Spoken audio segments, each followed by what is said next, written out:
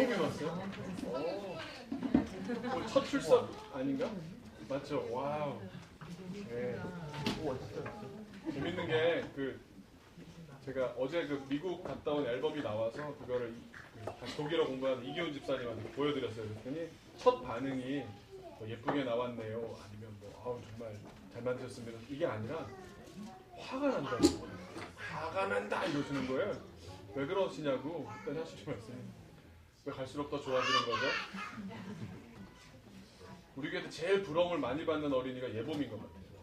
왜냐하면 선배들이 다 지금 실패를 다 해보고 있기 때문에 더 좋은 것들을 만들어가는 과정에 또 이렇게 제일 어린 자녀에게 제일 큰 복이 있을 것이라고 오고 오는 세대가 더 기대되는 우리 교회가 아닌가 그렇게 생각해 봅니다.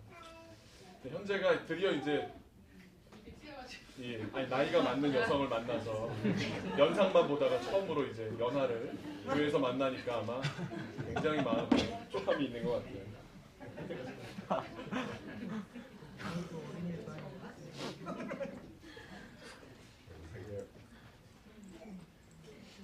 오늘 말씀 먼저 신명기 6장 24절입니다.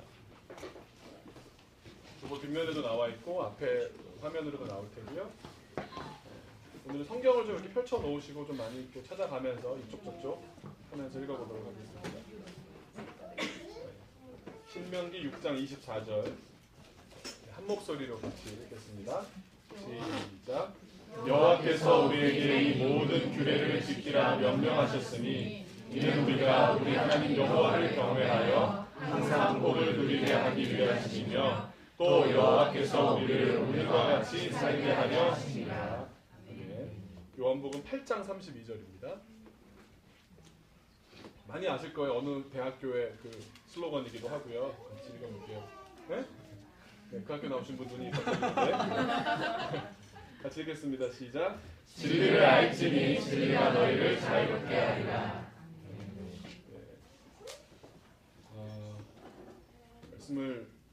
어떤 말씀을 전할까 고민을 굉장히 많이 해요.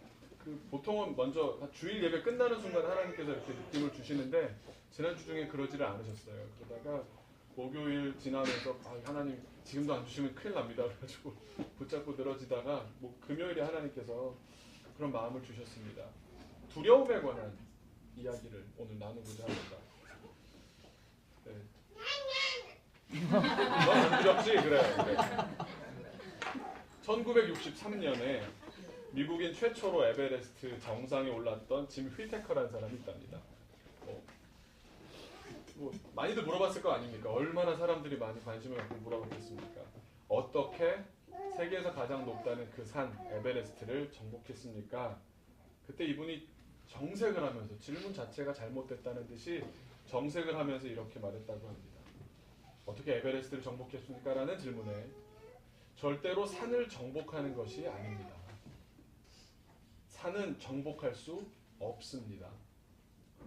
자신을 그리고 자신의 기대와 두려움을 정복하는 것입니다. 우리가 세상을 살다 보면 숱한 험산 줄령들이 수없이 우리 앞에 마주할 일이 생겨납니다. 그걸 누가 넘어설 수 있을까? 그럼 사람들 생각에는 능력 있는 사람이라고 생각하기 쉽습니다.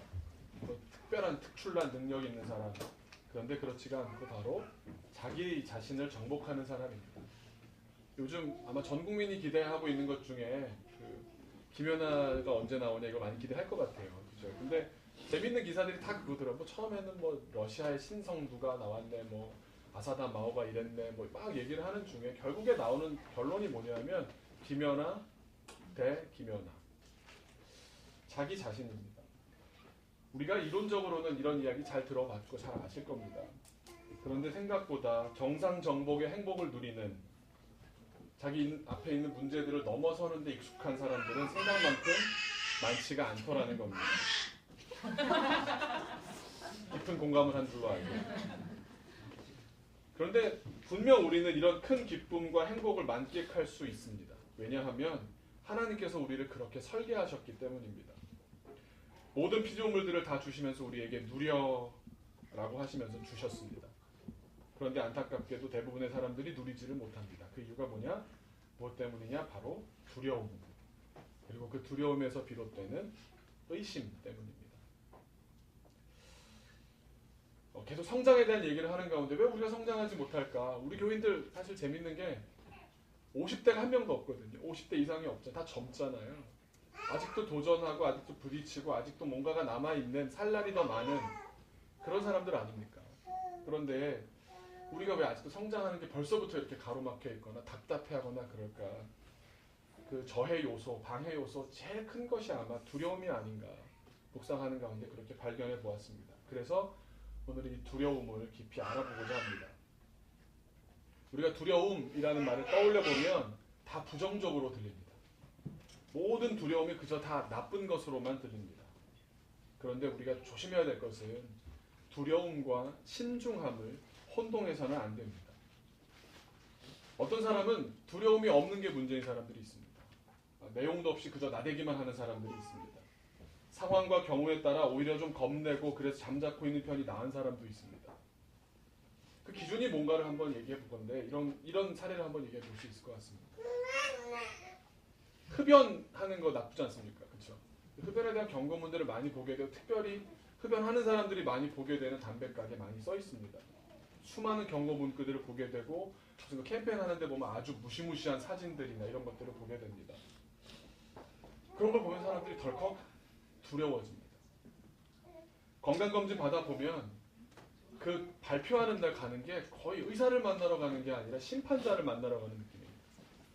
그분은 뭐 완전히 백의의 천사 같은 분이 되고 나는 완전한 죄인이 돼서 당신은 이게 문제고 많이 같이 저만 그랬을지 모르겠는데 체지방이 문제고 지방간이 문제고 그걸 수치로 정확한 데이터를 가지고 딱 얘기하는 순간 내가 죄인이구나 이렇게 되잖아요. 그 두려움이 의미가 있다는 겁니다. 왜냐하면 여러분 사람은 감정에 따라 행동합니다. 머리로 아는 대로 행동하는 사람은 극히 드뭅니다. 생각이 아니라 감정 때문에 행동을 하게 되는데 두려움은 감정입니다. 그 두려움 때문에 사람들은 자기 몸을 돌아보고 운동 계획을 세우고 음식을 조절합니다. 다시 관리하게 되는 건강한 두려움이 됩니다.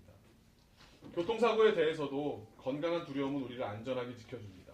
빨간색, 노란색 그런 경고등을 보면서 이곳은 위험하구나, 내가 멈춰야 되는구나, 내가 조심해야 되는구나 그렇게 생각을 하게 되고 실제로 조심합니다.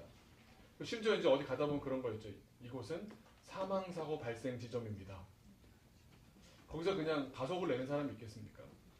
어떤 생각이 들겠습니까? 내가 잘못하면 죽을 수도 있겠구나 하는 두려움을 갖는 것이 오히려 건강하다는 겁니다. 두려움 때문에 신중해지기 때문입니다. 건강한 두려움은 우리에게 울타리와 같은 일정 영역을 만들어 주어서 우리가 더 나은 삶을 살도록 도와줍니다. 특별히 우리 믿는 사람들에게서 가장 건강한 두려움이 있습니다. 그건 바로 하나님을 두려워할 줄 알아야 한다는 겁니다. 하나님 앞에 무릎 꿇을 줄 알아야 합니다. 순종할 줄 알아야 합니다. 빨강 신호등에 반드시 멈춰서고 몸에 해롭다는 경고 문구에 담배를 끊어야 하듯이 하나님의 말씀이라면 두려움을 가져야 합니다. 우리가 두려워하기에 하나님과의 약속들을 철저하게 지키고 타협 없이 순종하게 된다면 우리가 하나님과의 관계가 새로워지지 않겠습니까? 건강한 두려움으로 주님을 바라보는 것을 구별된 언어로 그냥 두렵다, 세상하고 좀 구별하게 쓰는 말이 뭐냐 하면 경외한다라고 말합니다. 영어로는 근데 다 보면 다 영어로 fear입니다. fear. 우리는 두려움, 겁냄 이런 말만 들으면 덜컥 부정적인 인식이 확 올라오는데 영어에서 fear라 그러면 그거는 부정적일 수도 긍정적일 수도 있는 말이 됩니다. 그래서 두려워 말라 영어로 뭡니까? 풀어서 하는 영어 성경에서는 don't be afraid 그러지만 뭐라 그래요? fear not. 노래도 있잖아요. fear not. 이렇게 해설이 만든 노래. 그러면서 하나님께서는 성경에서 누누이 얘기하시는 것이 복된 백성의 특징이 뭐냐? 하나님을 경외하는 사람들이다. 이겁니다. 하나님을 쉽게 표현하면 두려워할 줄 아는 사람이다라는 겁니다. 잠언 14장 2절에 이렇게 나옵니다. 정직하게 행하는 자는 여호와를 경외하여도 여호와를 경외하는 사람, 여호와를 두려워하는 사람들이 정직 행하게 된다는 겁니다. 왜? 하늘 무서운 줄 안다. 이 말 있지 않습니까? 하늘 무서운 줄 아니까 내가 뭐 거짓스럽게 살아도 사람 모르겠지. 하나님이 보고 계신다고 느끼는 겁니다.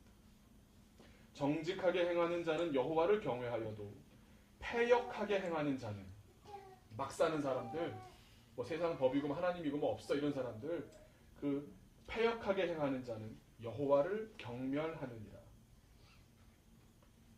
이해가 좀 되실 겁니다. 경외하는 삶이 어떤 삶이라는 게 여러분 좀 그림이 그려지실 겁니다. 거기뿐만 아니라 출애굽한 백성들에게 새로운 언약을 맺으시면서 이제 이렇게 살아라, 지금까지의 삶이 아니다, 새로운 삶을 살거라, 그러면서 신명기 6장에서 주시는 말씀들이 계속 한 3번, 4번 경외함에 대해서 나오는데 2절과 24절이 거의 반복되는 가운데 오늘 읽은 본문 말씀이 나오는 겁니다. 2절과 24절이 거의 비슷하지만 24절을 읽어보면 여호와께서 우리에게 이 모든 규례를 지키라 명령하셨으니 이는 우리가 우리 하나님 여호와를 경외하여, 첫 단계입니다. 하나님과 관계 맺는다 첫 번째 우리가 될 게 뭐냐? 경외하라는 겁니다. 하나님 두려운 줄 알라는 겁니다. 그러면 경외함으로 항상 복을 누리게 하기 위함이에요. 우리의 복이 세상으로부터 오는 게 아니라 하나님으로부터 온다고 할 때 하나님을 경외함으로 우리가 하나님으로부터 오는 복을 누리게 된다는 겁니다. 또 여호와께서 우리를 오늘과 같이 살게 하려 하십니다. 지금의 내가 어디로부터 비롯됐느냐? 하나님을 경외하는 그 삶으로부터 비롯됐다라는 겁니다. 잠언 19장 23절에 이렇게 말씀하십니다. 여호와를 경외하는 것은 사람으로 생명에 이르게 하는 것이라. 생명에 이르게 하는 것이라. 경외하는 자는 족하게 지내고 재앙을 당하지 아니하느니라. 잠언 8장 13절 자매들이 많이 외웠으면 좋겠는데요. 31장 30절 잠언 보시면 고운 것도 거짓되고 아름다운 것도 헛되나. 벌써 느낌이 오시지 않습니까? 고운 것도 거짓되고 아름다운 것도 헛되나 오직 여호와를 경외하는 여자는 칭찬을 받을 것이라. 대놓고 이렇게 아멘 나오네요. 고운 것에 대해서, 아름다운 것에 대해서 폄하하려는 게 아니라 우선적인 가치가 뭔지가, 어디서부터 비롯되어야 되는 것인지에 대해서 정리를 해주시는 것 아니겠습니까? 8장 13절 잠언에 이렇게 또 나옵니다. 여호와를 경외하는 것은 악을 미워하는 것이라. 나는 교만과 거만과 악한 행실과 패역한 입을 미워하느니라. 우리가 하나님 두려워할 줄 알아야 됩니다. 이것이 기본입니다. 교만이 뭡니까? 하나님 두려운 줄 모르는 겁니다. 하나님 두려워할 줄 몰랐던 아담은 유혹을 받자 하나님께서 금하신 일을 저질렀습니다. 사람은 뭐라고 말하겠습니까? 여러분, 죄 지은 사람들이 뭐라 그럽니까? 절대로 이런 말 안 합니다. 하나님 무서운 줄 몰랐습니다. 이런 말 안 합니다. 잠깐, 쟤 때문에요. 이런 식으로 얘기합니다. 자기 입으로는 절대로 하나님 두려워서, 하나님 두려운 줄 몰랐습니다. 이렇게 말하지 않습니다. 인정을 하지만 철저하게 인정하지 않고 있기 때문입니다. 하나님 두려워할 줄 몰랐던 삼손도 유혹을 받자 하나님과의 비밀을 지키지 못합니다. 하나님 두려워할 줄 몰랐던 다윗은 순간의 유혹에 간통을 저지르고 살인을 교사합니다. 사람의 입장에서 보면 제가 날 유혹했어요, 순간적으로 그랬어요, 이렇게 변명하겠지만 하나님 보실 때는 한 가지입니다. 뭔지 아십니까? 내가 똑바로 철저하게 경외하지 않았다는 겁니다. 내가 하나님 두려운지를 잊어버렸구나.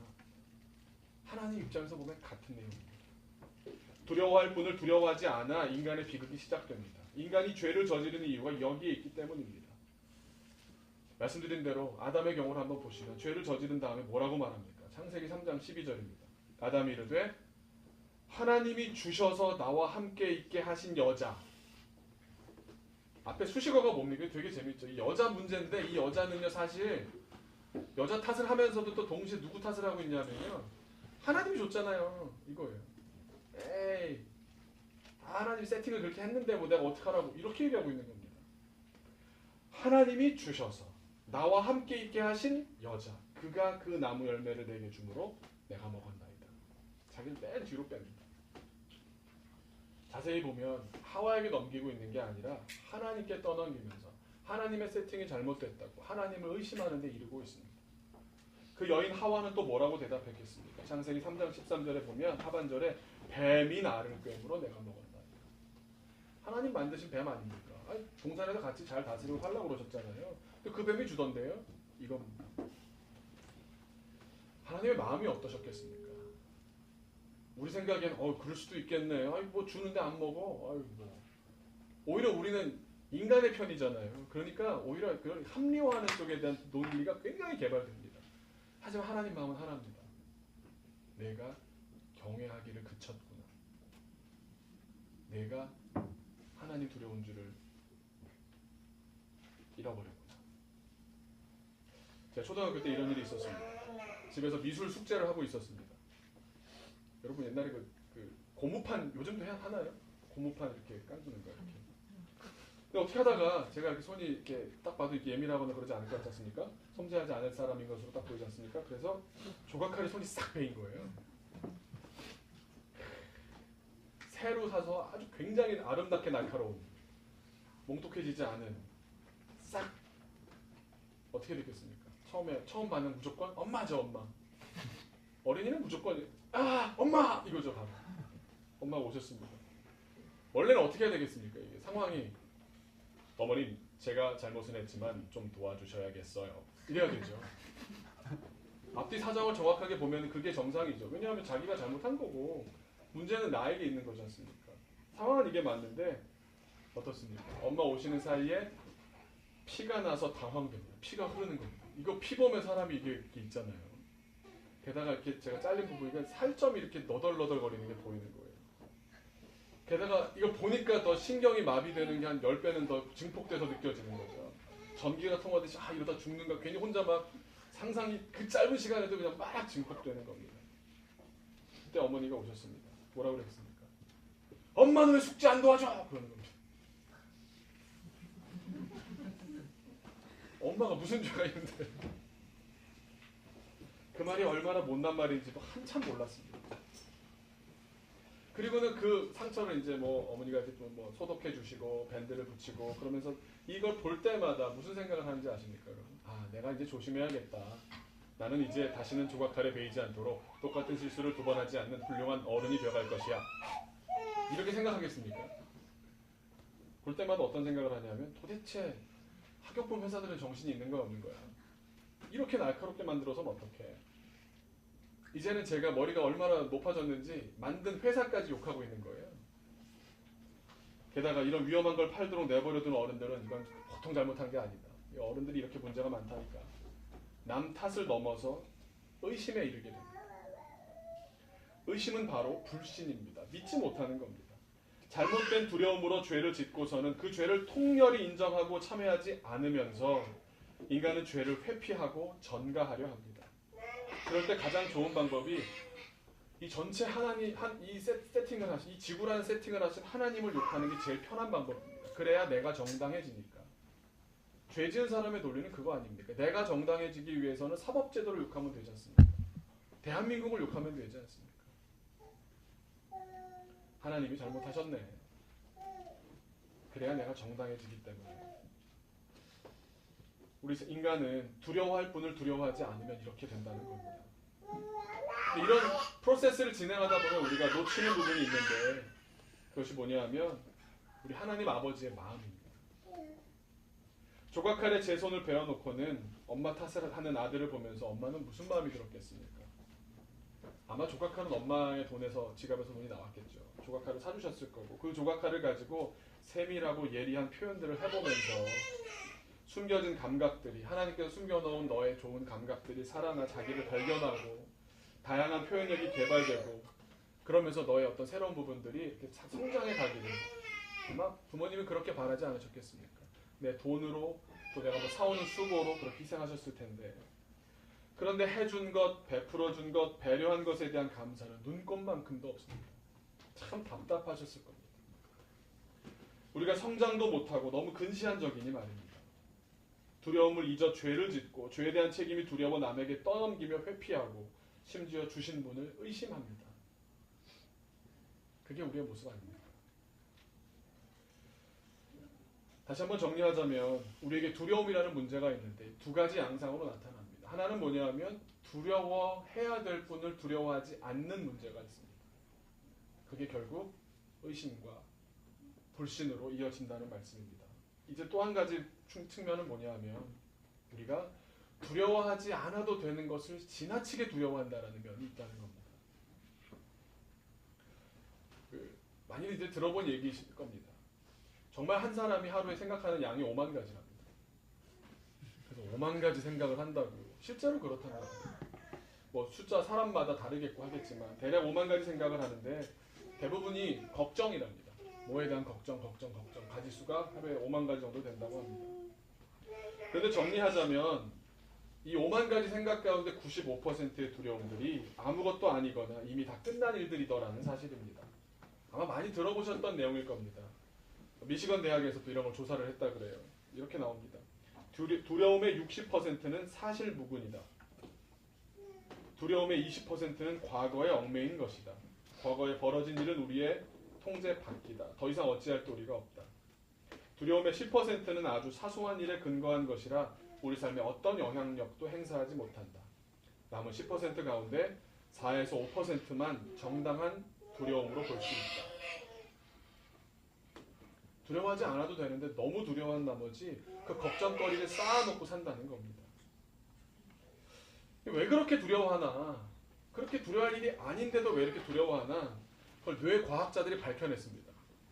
저도 책을 읽는데 제일 어려웠던 책이 지난주 중에 이 뇌과학자들의 뭐 뉴런 무슨 뭐 호르몬 이름 나오는데 정말 힘들더라고요. 제가 정리해서 알게 된 내용은 이거입니다. 쉽게 얘기하자면 이런 겁니다. 살다 보면 우리네 삶에서 긍정적인 경험과 부정적인 경험은 항상 동시에 일어난다는 겁니다. 긍정적이기만 한 경우에도 여러분 스트레스가 있답니다. 부정적이기만 한 경우에도 희망의 거리는 언제나 있다는 겁니다. 동시에 일어나는데 아무리 긍정적이고 좋은 일이 많이 일어난다고 해도 스트레스를 받을 소소한 한 가지 건이면 거기에 찬물을 끼얹기가 충분하더라는 겁니다. 왜 그런가 하면 뇌과학자들의 말이 이겁니다. 우리의 뇌는 많은 감정을 동시에 처리할 수 있도록 설계되어 있지만 역사를 거듭하면서 삶을 살아가면서 위협을 먼저 처리하도록 과학자들의 말에 의하면 진화되어 왔다는 겁니다. 설계와 상관없이 버릇인 거죠.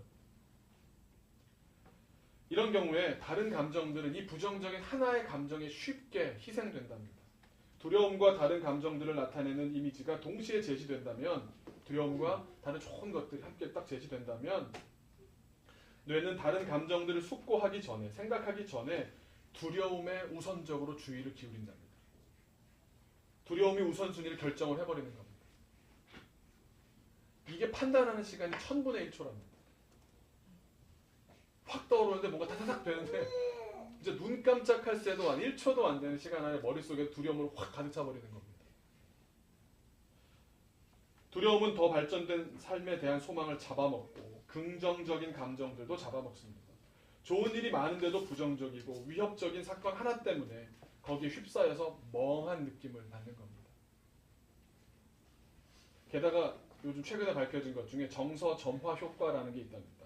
Affective Priming이라는데요. 뭐냐면 불안을 유발하는 자극이 끝나도, 이게 끝났어요. 이 사건이 지나갔고 이야기를 다 들었고 경험이 다 끝났는데 이 자극이 끝나도 뇌는 여전히 그 자극에 대해서, 부정적인 자극에 대해서 특별히 활성화된 채로 남아있다는 겁니다. 긍정적인 것에 대해서는요, 바로 비활성화된대요. 좋아, 끝. 좋아, 끝. 이러는데 부정적 딱 들으면 한 번 점화된 부정적인 정서가 이후에 아무리 좋은 자극이 몇 배 더 강하게 찾아온다고 하더라도 앞서 부정적인 게 있었기 때문에 뒤에 아무리 좋은 것들도 다 사그라들게 만든다는 겁니다. 제가 읽었던 책에서 재미난 얘기를 했는데, 왜 실연을 당하면 시간이 필요한지에 대해서 이 이론을 가지고 설명하는 걸 들었어요. 그 부정적인 게 가시기 전까지는 시간을 좀 가져라, 이런 얘기를 하더라고요. 우리가 그렇게 부정적인 것에 초점을 맞추고 부정적인 것에 휩싸이기 참 좋은 그런 체계를 갖고 있다는 겁니다. 그렇게 안 좋게 발전해 왔다는 겁니다. 그러니까 성경에서 또 뭐라고 말씀하시냐면 두려워하지 말라, 두려워하지 말라, 두려워하지 말라, 두려워하지 말라. 제가 퀴즈를 내겠습니다. 아는 것부터 어려운 것까지 쉽게 갈 텐데, 두려워하지 말라 몇 번 나온다고요? 365. 네, 365회 나옵니다. 정확히. 두려워하지 말라랑 같이 제일 많이 나오는 말이 뭘까요? 두려워하지 말라 이어서 많이 나오는 말. 비슷한 말인데 뭐 이렇게 풀어 쓰는 말이에요. 뭐 하지 말라 또 하나 나와요. 뭐 하지 말라. 두려워 말라. 뭐 하지 말라? 겁내지 말라. 놀라지 말라. 두려워하지 말라. 다음에 많이 나오는 말이 놀라지 말라. 그럴 일이 아니다라는 거. 네가 지금 이렇게 느꼈다는 거예요. 너무 크게 느꼈다는. 그럴 일이 아닌데 너 너무 크게 느꼈어. 그런 일에 네가 또 하나님의 자녀인데 뭘 그렇게 느껴? 아니야. 그래 아니야. 아니 그럴 일이 아니라는 겁니다. 하나님은 365회나 두려워하지 말라고 하시면서 또 어떤 때는 놀라지 말라고 하시면서 왜 이렇게 경계하셨을까? 두려움을 왜 이렇게 경계하셨을까? 결론부터 말씀드린다고 하면 사람들이 그만큼 쉽게 두려워한다는 겁니다. 그렇게 쉽게 놀란다는 겁니다.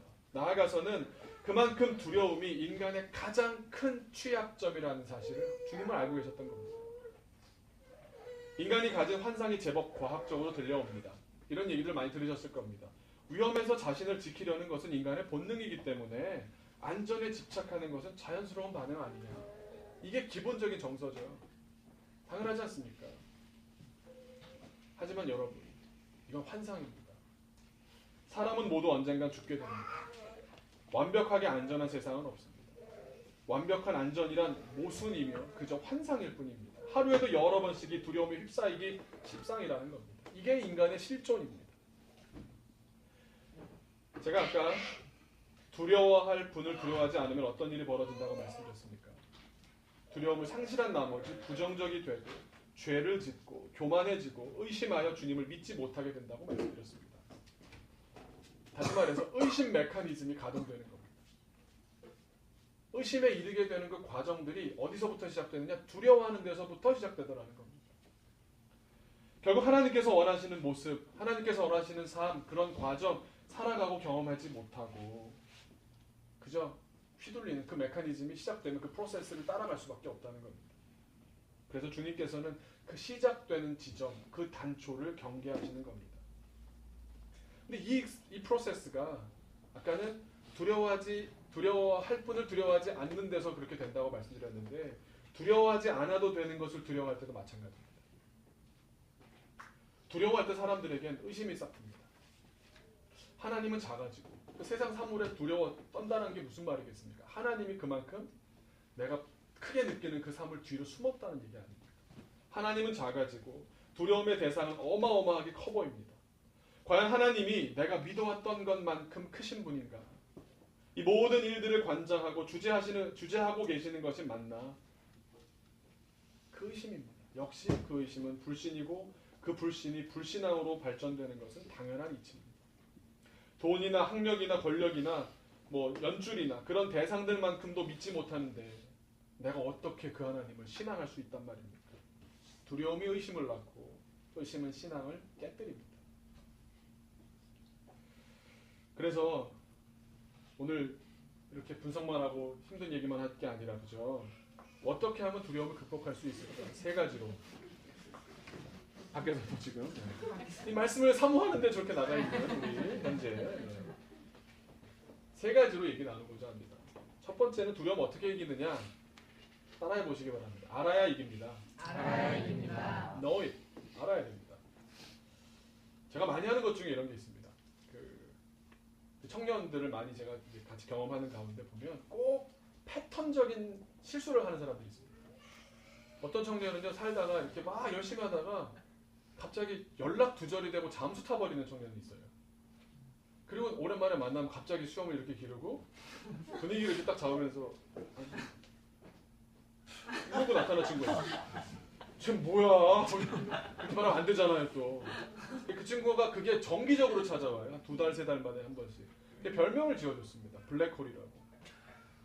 그래서 블랙홀 지금 4기째다 뭐 이러고 그러면 저 목사님 그렇게 얘기하겠죠. 이러고 이제 그래요. 어떤 친구는요 철저하지 않은 친구가 있습니다. 여러분들 그걸 들으면 누군지 느낄지도 모르겠는데 그 정확히 안 보는데 그냥 자신 있게 얘기하는 그런 경우. 설레발이라고 이름을 지었습니다. 그 설레발 그럼 다 내가 또 설레발 치고 있구나. 이게 중요한 이유가 뭐냐면요 이름을 만들어 붙인다는 거는 그걸 안다는 겁니다. 명사가 됐다는 거는 내가 이것을 인지했다는 겁니다. 두려움을 극복하는 첫 번째 방법이 뭐냐? 알아야 된다는 겁니다. 오늘 읽은 신약 성경 말씀 뭐라고 그럽니까? 진리를 알지니. 진리를 알아야 진리가 자유케 하는 힘을 발휘한다는 겁니다. 내가 진리를 모르는데 진리가 내 곁에 있고 내가 교회를 나가고 있고 무슨 의미가 있습니까? 내가 모르는데.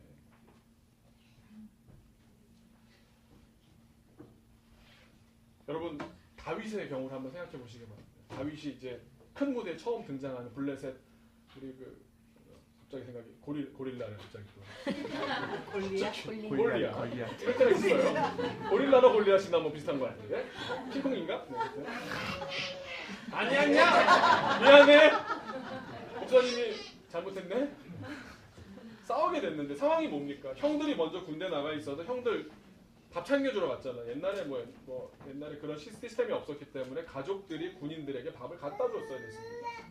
챙겨가지고 갔어요. 갔더니 상황이 어떤 일이 벌어지고 있는가 하면 저쪽에서 이따만하게 3m는 되는 사람이 와가지고 하나님의 백성들 욕하고 있는 겁니다. 하나님까지 욕되게 하고 있는 겁니다. 다윗이 아는 지식이 가동됩니다. 다윗이 알고 있던 지식이 뭡니까? 하나님은 그렇게 욕될 수 없는 분이다라는 겁니다. 그를 욕되게 하시는 사람에게 반드시 보응하시는 분이다라는 겁니다. 자기는 그래 본 적이 없고 저 이방인 자식이 말이야 이런 생각이 딱 드는 겁니다. 쟤는 뭐 내가 아니어도 다 처리하시겠네. 근데 아무도 안 나가는 겁니다. 그러니까 그럼 내가 나가야지. 이게 지식 메커니즘입니다. 아는 것이 용기를 내게 했습니다. 나갔습니다. 두려웠겠죠. 시각적인데 왜 두려움이 없었겠습니까? 많은 지식이 있었습니다. 하나님에 대한 지식이 있어. 그 다음에 얘기하는 게 뭡니까? 자기 지식을 얘기한다고 하는 게 제가요 양들 지키려고 막 곰들하고 싸웠거든요. 자기가 아는 지식을 곰하고 지금 골리앗하고 이게 뭐야 이게. 자기가 아는 지식을 가지고 나는 하나님을 신뢰했고 하나님을 신앙했는데 지금 이것도 다를 것 없다는 겁니다. 여러분 저는 재밌게 보는 장면이 다들 아는 장면이 17장 45절입니다. 사무엘상 17장 45절에 다윗이 블레셋 사람에게 이르되 너는 칼과 창과 단창으로 내게 나아오거니와 나는 만군의 여호와의 이름 곧 내가 모욕하는 이스라엘 군대 하나님의 이름으로 내게 나아가노라. 다 기억하실 겁니다. 굉장히 용맹해 보이죠. 그 용맹의 근거가 뭡니까? 지식입니다. 내가 아는 하나님. 근데 재밌는 건 48절입니다. 블레셋 사람이 일어나 다윗에게로 마주 가까이 올 때 쿵쾅 이제 오는데 다윗이 어떻게 갔을까요? 커진다 이런 게 아니고요.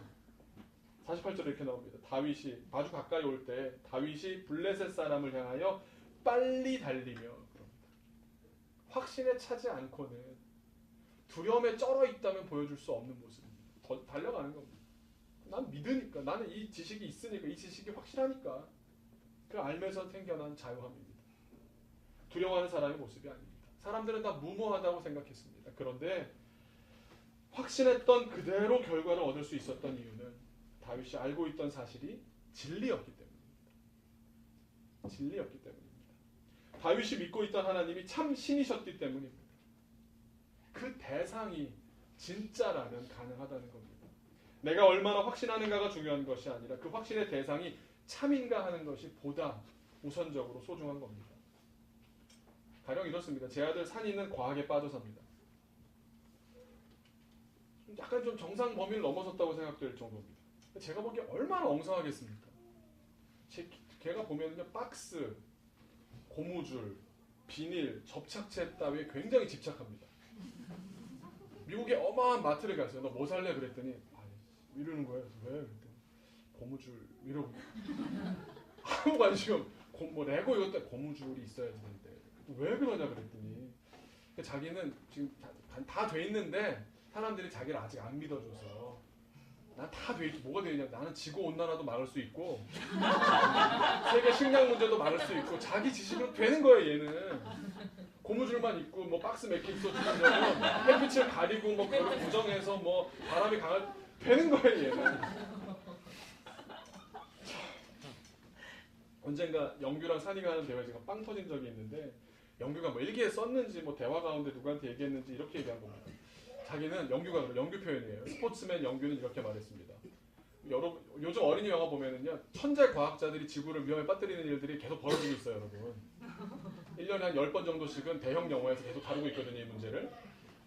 근데 영규는 이게 못마땅한 겁니다. 왜 저런 놈들은 머리만 믿고 해가지고 나라를 이렇게 힘들게 만들고 말이지, 지구를 힘들게 만드냐 그러면서 나는 그런 과학자가 싫어 이랬던 겁니다. 그럼 할 수 있잖아요. 근데 산이가 진지해진 거 이 말을 듣고, 영규야, 내가 나중에 천자 과학자가 될 건데 그럼 너 나 싫어할 거야? 벌어질 리 만무한 일 가지고.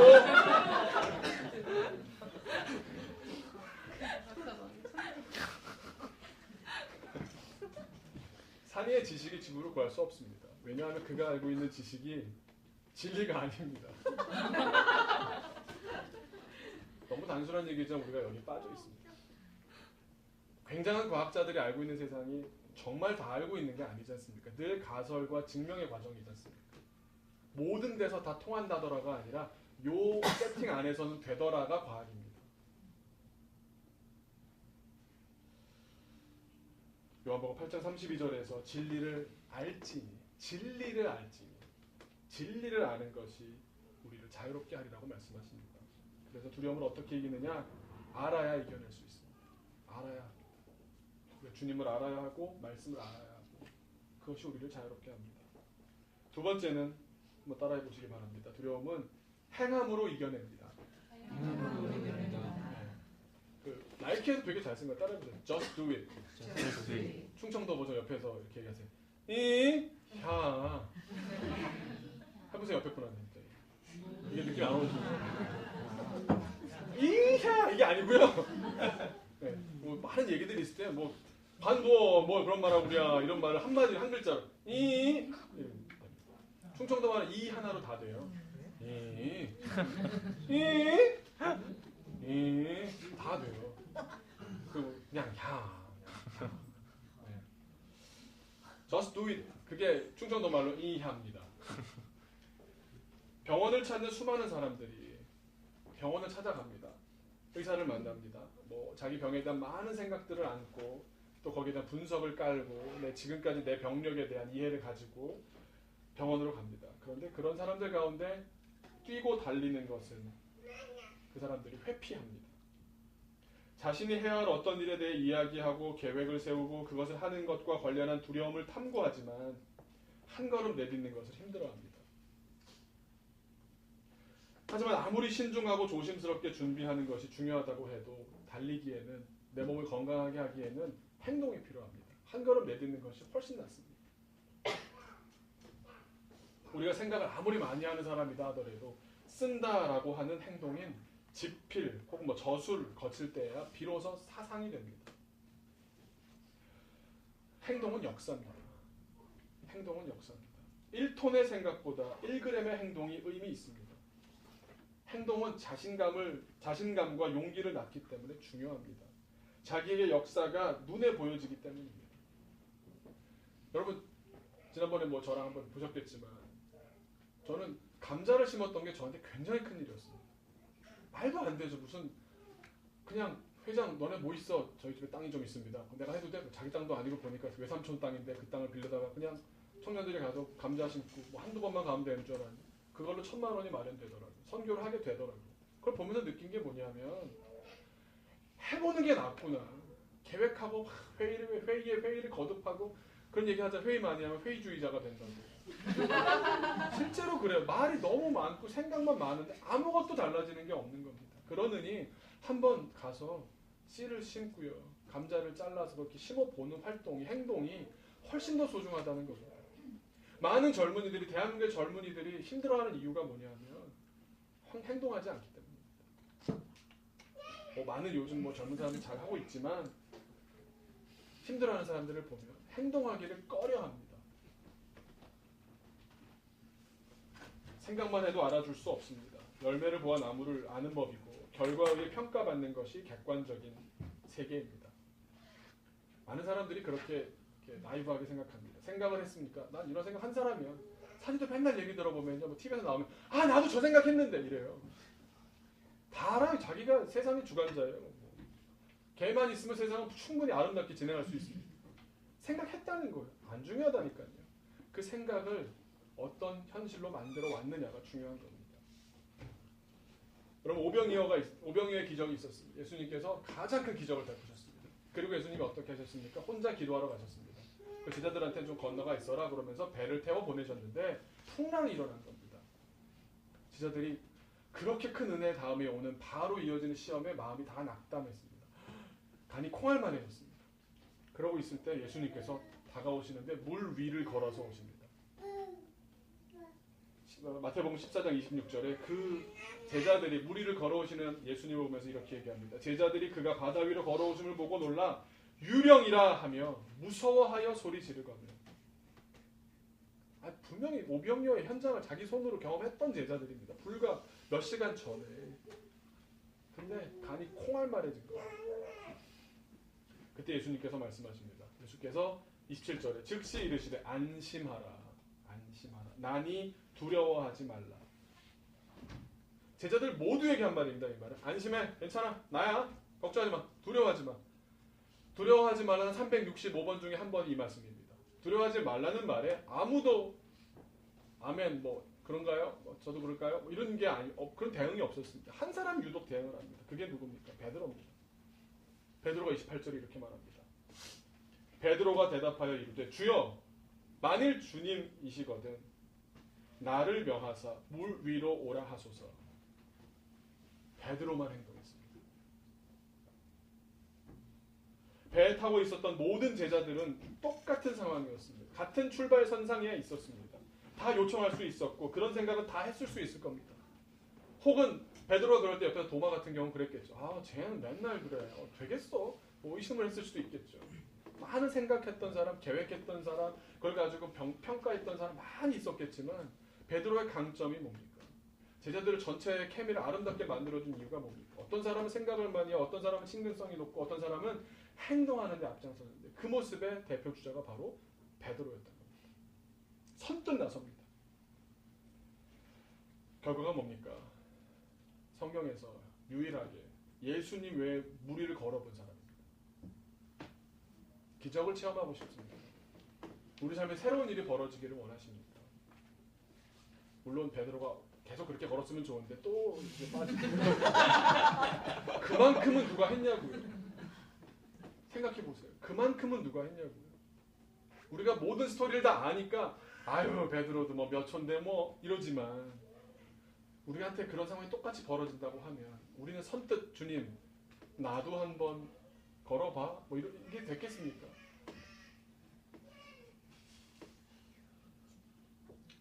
배에 앉아있어 아무것도 경험하지 못하고 있었던 다른 제자들과 베드로는 확연한 차이를 보여주었습니다. 모두 다 같이 두려워하지 말라고 들었지만 다 듣는다니까요. 교회 나오니까 설교 다 듣는다니까요. 하지만 그 말씀에 선뜻 행동에 나선 사람은 한 명이었다는 겁니다. 그 행동이 다른 누구도 갖지 못한 값진 경험을 주님과 한 걸음 더 가까워지고 주님과 한 걸음 더 비슷해져 가는 그런 길을 가게 했던 겁니다. 우리에게 선뜻 행동에 나서지 못해 놓쳐버리게 된 경험들이며 성취들이며 기회들이 얼마나 많았습니까? 두려움을 키우려면 그냥 기다리고 미루고 아무것도 하지 않으면 됩니다. 우리 야고보서를 한번 같이 펴보겠습니다. 신약성경 야고보서 한번 펴보시면요. 앞에 안 나올 겁니다. 보니까 성경을 히브리서 다음에 나오는 야고보서 2장을 한번 펴보시고요. 이게 그 유명한 행함장입니다. 행함에 관한 장인데 행함의 대표 주자로 또 누가 언급되느냐 하면 바로 아브라함이 나옵니다. 우리 한 20절부터 2장 20절부터 한번 같이 읽어볼까요? 야고보서 2장 20절부터 제가 한 절 여러분이 한 절 끝절까지 20절부터 26절까지 같이 읽겠습니다. 제가 먼저 읽겠습니다.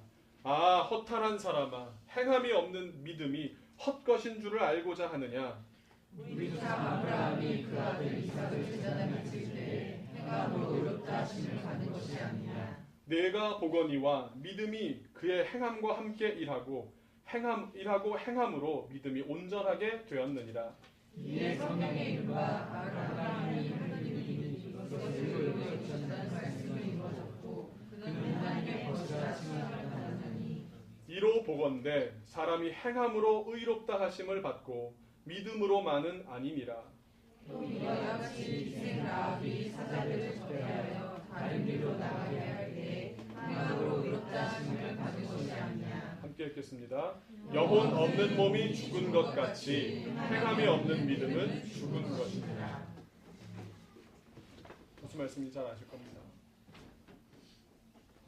아들을 바치는 그 행위가 뭐 중요한, 하나님 그 마음을 다 아시지 않냐, 우린 이렇게 말합니다. 하지만 여러분, 큰 차이가 있습니다. 실제로 하는 것과 실제로 행동하는 것과 마음에 있는 것에는 엄청난 차이가 있습니다.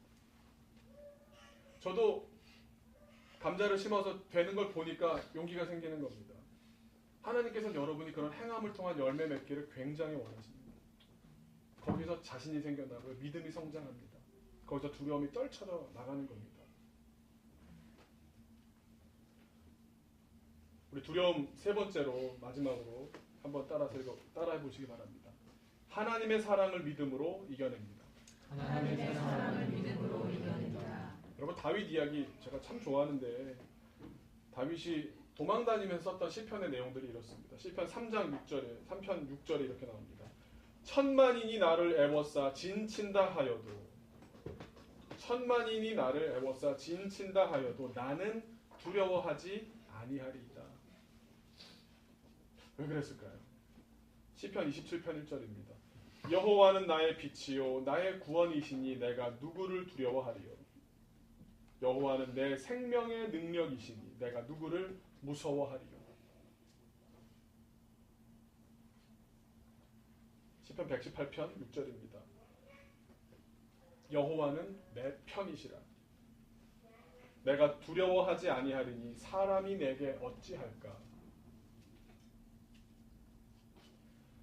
사람들이 날 어찌할 수 없다는 겁니다. 왜? 나는 하나님이 지켜주시니까. 나는 하나님의 손 안에 있으니까. 이 믿음이 있으면요, 하나님 날 사랑한다는 그 믿음이 있으면 두렵지가 않은 겁니다.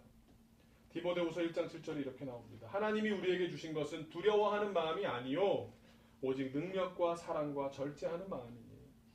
두려움을 주신 것이 아닙니다. 우리가 스스로 만들어내는 겁니다. 얼마 전에 자기 아들이 자살을 해서 굉장히 시리에 빠졌다가 다시 컴백하신 세들백 교회 릭 워런 목사님이 요즘 막 강력하게 설교를 하고 계십니다. LA에서. 근데 그 가운데 지지난주 설교였던 것 같은데 이렇게 말씀하시더라고요. 많은 사람들이 왜곡하는 게 있다는 겁니다. 뭐냐 하면 생각을 사탄이 주장한다고 하는 겁니다. 과연 그러냐? 성경 어딜 봐도 그렇지 않습니다. 내가 사탄한테 생각을 넘겨주는 거지. 생각은 내가 하는 겁니다. 유혹은 들어오지만 유혹에 넘어가는 건 자기입니다. 사탄을 탓할 것이 아니라는 겁니다. 내가 내 생각을 제대로 지키지 못했으면서 누구 때문에 여전히 아담의 짓을 하고 있는 겁니다.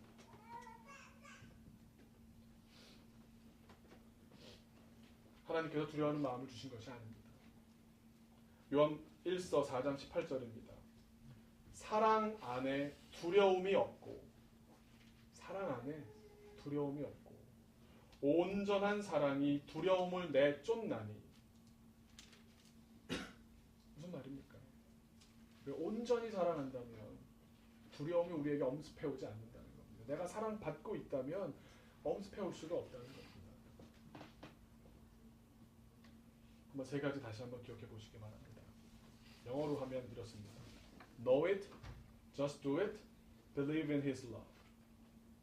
알고, 행하고 주님의 사랑을 믿는 것을 두려움을 넘어설 수 있을 것입니다. 제 바라건대 다 성장하고 싶은 사람들입니다. 우리는 교회가 막 팽창하는 걸 원한 적 없습니다. 저는 지금도 우리 교회를 그때 말씀드렸지만 우리 교인이 많아지면 어떡할까 고민이 됩니다. 그럼 제 대안은 뭐냐면 이 의자를 다 치우고 그냥 바닥을 깔면 더 많이 앉지 않겠네. 이 생각하거든요. 그건 성장이 아닙니다. 여러분. 하지만 여러분 한 사람 한 사람의 믿음의 크기가 성장하지 못한다면 그거는 하나님 앞에 제가 나중에 혼날 일입니다. 성장하십시오. 그런데 두려움을 쫓아내므로 한 단계 더 성장하시기 바랍니다. 주님을 알고 내가 할 수 있는 일들을 행하고 주님이 나를 사랑하심을 믿으시기 바랍니다. 여러분이 한층 더 성장할 줄로 믿습니다. 우리 잠깐 기도하겠습니다. 기도할 때 하나님 세 가지 여러분 마음속에 기억하시기 바랍니다. 여호와는 나의 빛이요 나의 구원이시니 내가 누구를 두려워하리요. 여호와는 내 생명의 능력이시니 내가 누구를 무서워하리요. 주님의 사랑을 믿게 하옵소서. 그 믿음 주옵소서. 그리고 행하는 데에 두려워하지 않게 하옵소서. 행하는 데 뒤로 빼지 않게 하옵소서. 내가 세상 말로 저지를 줄 아는 사람 되게 하옵소서. 내가 주님을 믿는데 그리고 주님이 이 세상의 주인이심을 내가 알게 하옵소서. 그 아는 것이 많은 미혹해 하는 것들로부터 나를 지키게 하옵소서. 알고 행하고 주님의 사랑을 믿게 하옵소서. 같이 기도하겠습니다.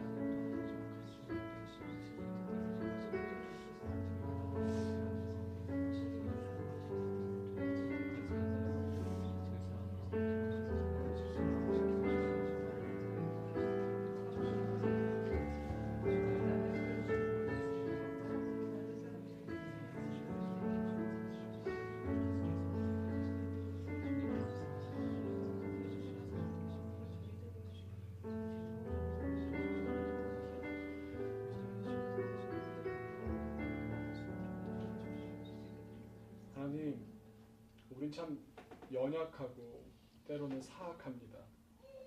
너무 약하고 악해서 주님 탓으로, 주변 탓으로, 주님을 의심함으로 나의 정당성을 확보하려고 하는 아주 지능적인 사람들입니다.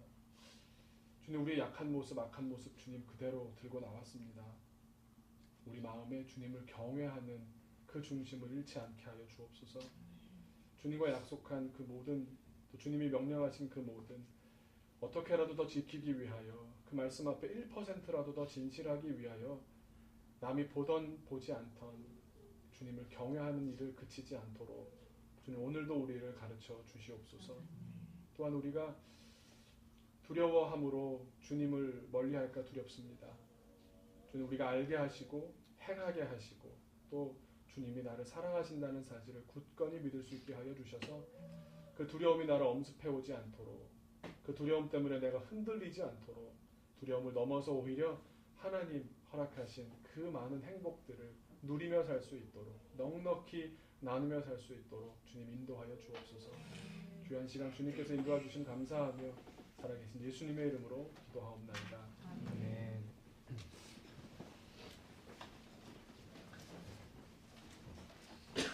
우리 여호와는 그 찬양 한번 해볼까요? 가사에 대한 어린 찬양이 아니라 있습니다.